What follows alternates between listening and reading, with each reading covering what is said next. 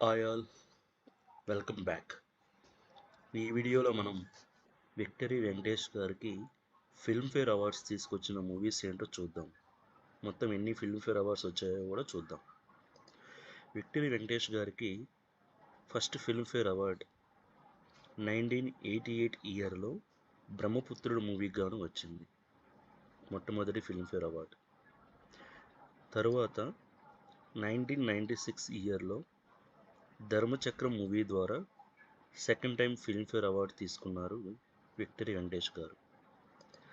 తర్వాత 1998లో గణేష్ మూవీ ద్వారా ముచ్చటగా మూడవసారి ఫిల్మ్ఫేర్ అవార్డుని తీసుకున్నారు. తర్వాత 2000 ఇయర్లో కలుసుందారం మూవీ ద్వారా నాలుగవసారి ఫిల్మ్ఫేర్ అవార్డుని తీసుకున్నారు. దీని తర్వాత 2001 ఇయర్లో రిలీజ్ అయిన జయం మనదేరా మూవీ ద్వారా ఐదవసారి ఫిల్మ్ఫేర్ అవార్డుని తీసుకున్నారు. తరువాత 2017 ఇయర్లో రిలీజ్ అయిన గురు మూవీ ద్వారా ఫిల్మ్ఫేర్ అవార్డు తీసుకున్నారు.